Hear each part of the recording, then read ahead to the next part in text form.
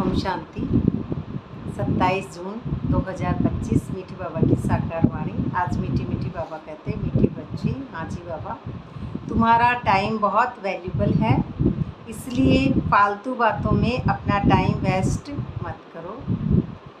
तो बाबा हमको आज समझा रहे हैं कि हम आधा कल्प से अपने आप को शरीर समझते समझते और ये कहानी हद की इन बातों को सही समझते समझते इस हद तक आ चुकी है। और अभी बाबा हमको देह और कलयुगी बातें, कैरेक्टर, देवभान, सारी ही हद की कहानियाँ कलयुगी बातों से परे लेके जाते हैं कि आप आत्मा हैं। और आत्मा समझ के जब हम बाबा को याद करेंगे तो हमारी वापस जो स्मृति आएगी, उसी स्मृति में हम अपने आप को पहचानेंगे और अपने आप को पहचानेंगे कि मैं आत्मा हूँ। उसी अवस्था में हम टाइम वेस्ट और ये फालतू की बातें, ये सारा ही हमारा ख़त्म हो जाएगा।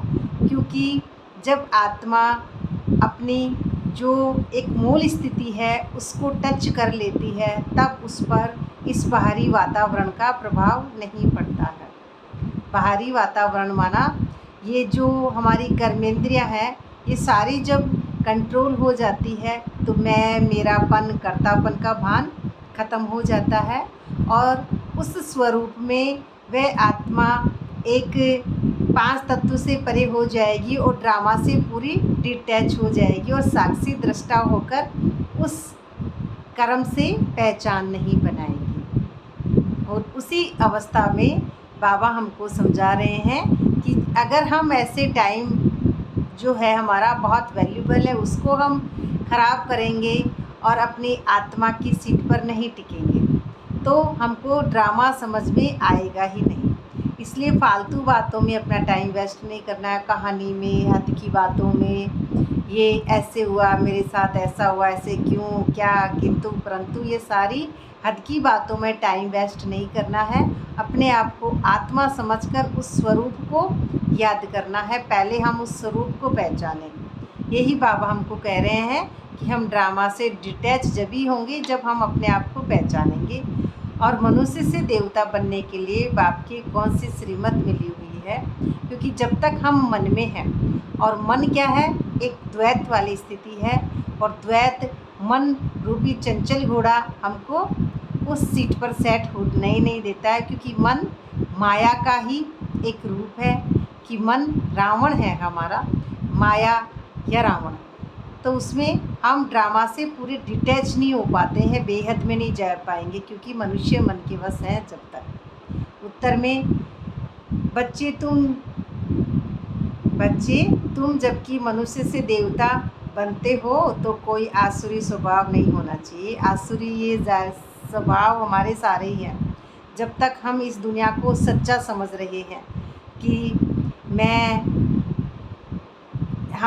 हूँ, तो मैं कौन, आत्मा हूँ, तब तक तो ठीक है, कहने से थोड़ी बन रहे हैं। अब मैं, मेरा पति, मेरे बच्चे, मेरे पद, मेरे पोजीशन, नाम, अपमान, शान, पद, ये सारी कैरेक्टर की बातें, मैं, मेरापन, कर्तापन, इससे हम उस अवस्था में बेहद में नहीं जा पाएंगे। इसीलिए हम आसुरी स्वभाव, तो ये ड्रामा में जो स्वभाव है हमारा, तो पुरानी जो आइडेंटिटी है हमारी, उसी को हम अपने आप में अगर चिपकाए रखते हैं तो हमें हर्ट होता है कि उसने मुझे ऐसे बोला, तो उसने किसने, हम शरीर से ही शरीर को जज कर लेते हैं, तो उसने बोला।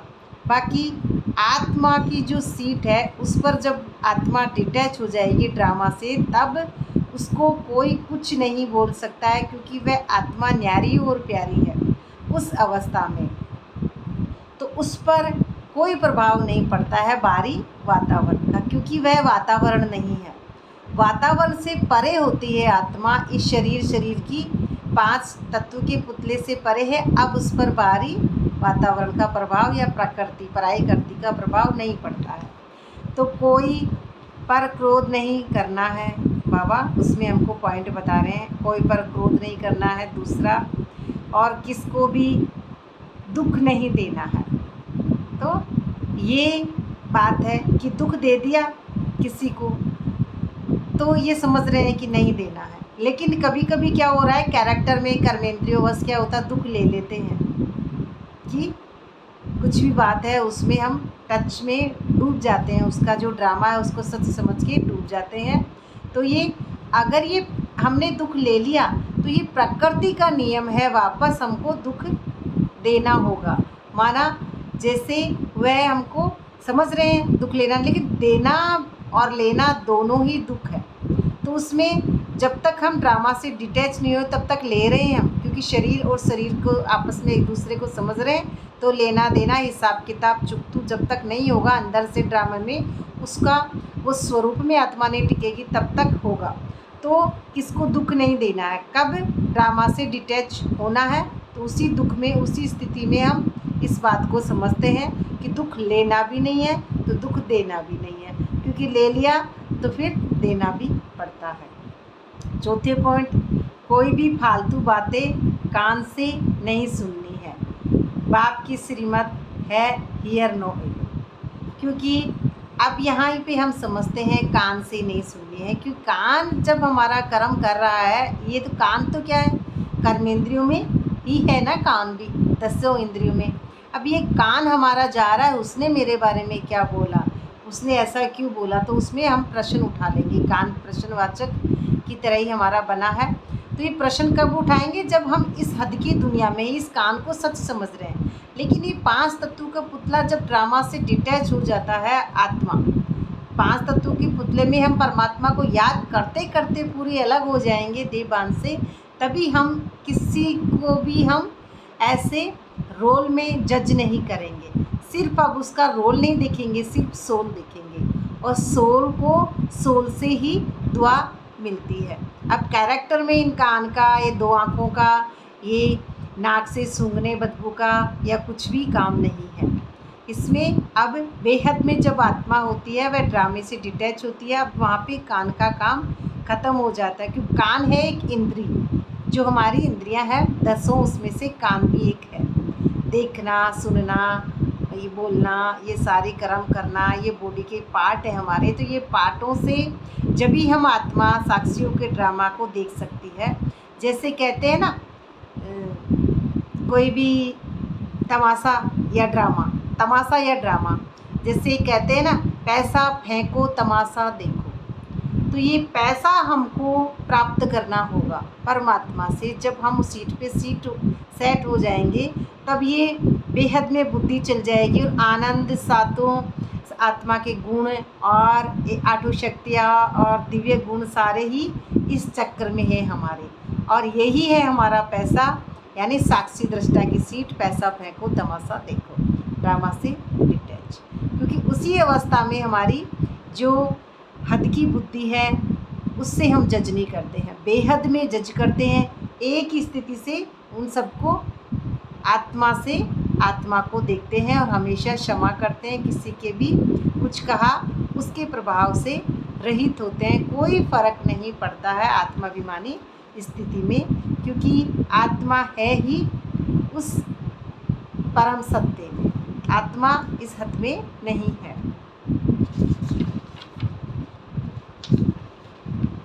और ये कौन सा दान है, गुप्त दान महापुण्य, और यही हमारी स्मृति है। इसी में गुप्त दान बाबा का चलता है ज्ञान में। और धारणा के मुख्य सार में दूसरे पॉइंट में है, सर्विस के साथ साथ याद की यात्रा में रह स्वयं को निरोगी बनाना है। सर्विस करनी है तो उसके साथ साथ स्वयं को याद की यात्रा में रहेंगे तभी हम डिटैच होंगे, और उसी के बाद में निरोगी बनाना है। तो निरोगी किस में, ये झूठा जो पहचान है हमारी हद की, इस शरीर की जो पहचान है उसमें हमको निरोगी बनना है, क्योंकि शरीर क्या है 5 तत्वों को पुतला, ये हमारा नहीं है, हम आत्मा है। तो इससे परे होंगे दे की दुनिया, नाम मान शान पद पोजीशन, ये क्या है हमारे रोग है, अहंकार है ये सब। तो उसमें ये नाम मान शान पद पोजीशन और शरीर की बातें और झूठी पहचानें, झूठी मैं मेरापन कर्तापन, कलयुगी बातें, व्यर्थ की बातें, कहानी, कैरेक्टर को सच समझना, यही है हमारे रोग। ये रोग है हमारे, तो इनसे हमको निरोगी होना है, क्योंकि मैं आत्मा हूँ, ये ऐसी बातें नहीं। तो उसमें हम बिल्कुल ड्रामा से परे हो जाएंगे। अविनाशी सर्जन, स्वयं भगवान हमें मिला है 21 जन्म के लिए निरोगी बनाने। तो अब 21 जन्म के लिए, तो पहला जन्म यहीं से संगम से हमारा शुरू हो जाता है, कि एक जन्म ये भी उसमें जुड़ता है। इसी नशे व खुशी में रहना है, इसी में नशा और खुशी रखनी है कि मैं आत्मा हूँ, तो इसी अवस्था में स्थित रहना है। वरदान में बाबा कहते हैं, हर कर्म में फॉलो फादर कर स्नेह का रेस्पॉन्ड देने वाले तीव्र पुरुषार्थ हो। हर कर्म में फॉलो फादर किसको करना है? शिव बाबा को, श्रीमत से शिव बाबा ही हमारे हैं सब कुछ। तो स्नेह का रेस्पॉन्ड देने वाले तीव्र पुरुषार्थी भव। पुरुष के अर्थ में टिकना कि मैं आत्मा हूँ, यही पुरुष का अर्थ है कि मैं बिंदु स्वरूप आत्मा हूँ। तो जिससे स्नेह होता है उसको ऑटोमेटिकली फॉलो करना होता है। बाबा से स्नेह है तो बाबा को फॉलो करेंगे। सदा याद रहे कि यह कर्म जो कर रहे हैं यह फॉलो फादर है, कि ये बाबा का ही जो स्वरूप है उसी में टिकना है, फॉलो फादर। अगर नहीं तो स्टॉप कर दो, बाप को कॉपी करते बाप समान बनो। कॉपी करने के लिए जैसे कार्बन पेपर डालते हैं वैसे अटेंशन का पेपर डालो तो कॉपी हो जाएगी। कार्बन पेपर के सामने एक दूसरा रखते हैं और फिर कार्बन पेपर पे वो छप जाता है, ऐसे ही तो अटेंशन रखेंगे हम कि मैं आत्मा हूँ, क्योंकि अभी ही तीव्र पुरुषार्थी बन स्वयं को हर शक्ति से संपन्न बनाने का समय है। जो भी सारी शक्तियाँ हैं उसमें हमको संपन्न बनना है। अगर स्वयं को संपन्न नहीं कर सकते तो पहले तो खुद ही खुद को करना है। भरपूर अवस्था में पहले खुद को टिकाएंगे तभी तो दूसरों को कर पाएंगे।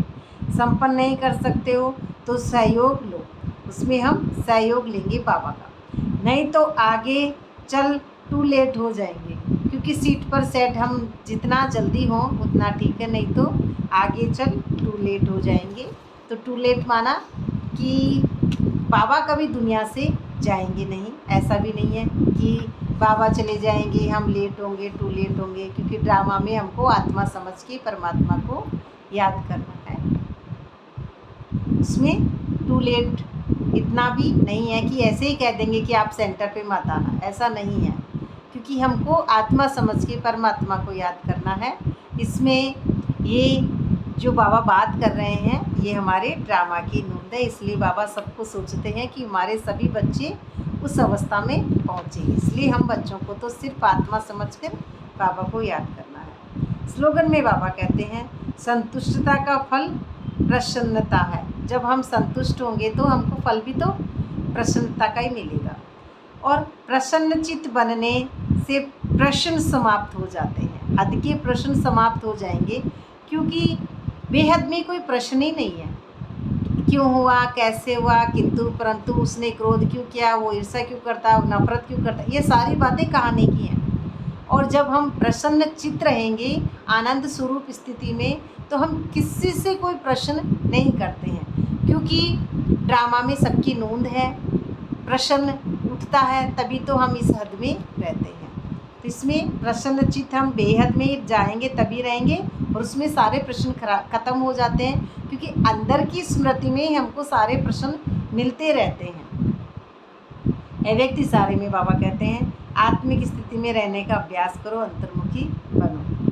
किसी कमज़ोर आत्मा की कमजोरी को न देखो, उसकी कमजोरी है तो उसको नहीं देखना है। यह स्मृति में रहे कि वैरायटी आत्माएं हैं, वे अलग अलग तरह की आत्माएं हैं, सबका अलग अलग पार्ट है। इस स्मृति में यही रहे कि ड्रामा में बाबा ने सबको अलग अलग पार्ट दिया है। सबके प्रति आत्मिक दृष्टि रहे, आत्मा के रूप में उनको स्मृति में लाने से पावर दे सकते हो, उनको स्मृति में लाके पावर दे सकते हो। आत्मा बोल रही है, आत्मा के ये संस्कार है।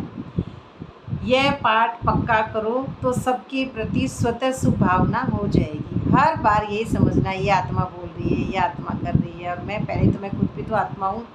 सबसे पहले तो हमको यह समझना है, उसी के बाद में हम उस स्थिति में पहुँचते जाएंगे। अच्छा, ये थी मीठी बाबा की साकार वाणी। बाबा का बहुत बहुत शुक्रिया। ओम शांति।